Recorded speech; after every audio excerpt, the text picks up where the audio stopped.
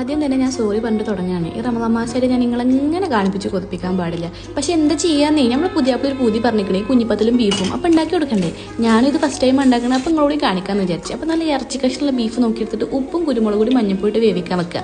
ഒരു ഭംഗിക്ക് കുറച്ച് കറി ലീവ്സ് കൂടി ഇരിക്കട്ടെ. ആ ഒരു ഗ്യാപ്പിൽ നമുക്ക് ഒരു അരപ്പുണ്ടാക്കിയെടുക്കണം. ബീഫ് കറിക്കല്ല കേട്ടോ, നമ്മൾ കുഞ്ഞിപ്പത്തിലാണ്. അപ്പോൾ കുറച്ച് തേങ്ങയും ഒരു 4 ചെറിയുള്ളി പറഞ്ഞപ്പോഴാണ് ഇനി ഇവിടെ നിന്ന് അങ്ങോട്ട് ഫുള്ള് ചെറിയുള്ളിയാണ്. അപ്പോൾ കുറച്ച് ഏറെ എടുത്ത് വെച്ചോ. ഒരു 3 വെളുത്തുള്ളിയും 1 ടീസ്പൂൺ വലിയ ജീരകം ഇട്ട് ഒരു അരപ്പ് ഉണ്ടാക്കിയെടുക്കുക. ഇനി വെള്ളം തിളക്കുമ്പോൾ ഉപ്പിടുക, അരപ്പിടുക, പൊടിയിടുക, നന്നായിട്ട് വാട്ടിയെടുക്കുക.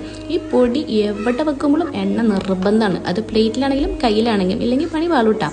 ഇനി ഇതെങ്ങനെ ഉരുട്ടി നല്ല ഭംഗിയിൽ ഒരു ക്യൂട്ട് ഷേപ്പാക്കി എടുക്കാം. ഇതൊക്കെ എല്ലാവർക്കും അറിയാമെന്ന് ഞാൻ വിചാരിക്കുന്നു, ഞാൻ ആദ്യമായിട്ടുള്ള കാരണമാണ്. ഇനി ഈ ക്യൂട്ട് ഷേപ്പുള്ള കുഞ്ഞിപ്പത്തിൽ ഒരു അരമണിക്കൂർ നമുക്ക് വേവിച്ചെടുക്കാം. ഇത് കാണുമ്പോൾ കുറച്ച് ബുദ്ധിമുട്ടാ തോന്നും, പക്ഷെ ഉണ്ടാക്കി വരുമ്പോൾ വളരെ സിമ്പിളാണ്. മാത്രമല്ല നോമ്പറക്കുമ്പോൾ നല്ല ടേസ്റ്റായിട്ട് തിന്നാനും പറ്റും.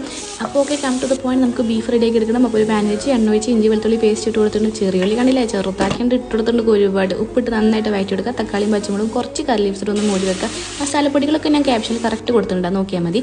ഇനി എന്താ, നമ്മൾ വേവിച്ച ബീഫ് ഇട്ടിട്ട് നന്നായിട്ട് അടച്ച് വെച്ച് വേവിക്കുക. അപ്പോൾ ബീഫ് റെഡി, കുഞ്ഞിപ്പത്തിൽ റെഡി. ഇനി അവസാനം കുറച്ച് തേങ്ങ വറുത്തരച്ച് വെക്കുകയാണ്. അതിന് വീണ്ടും ഒരു പാൻ എടുക്കുക. വീണ്ടും കുറച്ച് തേങ്ങയുടെ ചെറുള്ളി കറി ലീവ്സ് ഇട്ട് കൊടുത്തിട്ടുണ്ട്. 1 ടീസ്പൂൺ മഞ്ഞൾപ്പൊടി 1 ടീസ്പൂൺ മല്ലിപ്പൊടി നന്നായിട്ട് വറുത്ത് അരച്ച് മാറ്റി വെക്കുക. ഇനി ബീഫ് കറി എടുക്കുക, കുഞ്ഞിപ്പത്തിലിടുക, മിക്സ് ചെയ്യുക, അരപ്പിടുക, മിക്സ് ചെയ്യുക, കഴിഞ്ഞ് ഇനി നല്ല വെളിച്ചെണ്ണയിൽ ചെറുള്ളിയും തൂമിച്ചെടുക്കുക, ഒഴിക്കുക. അടിപൊളി.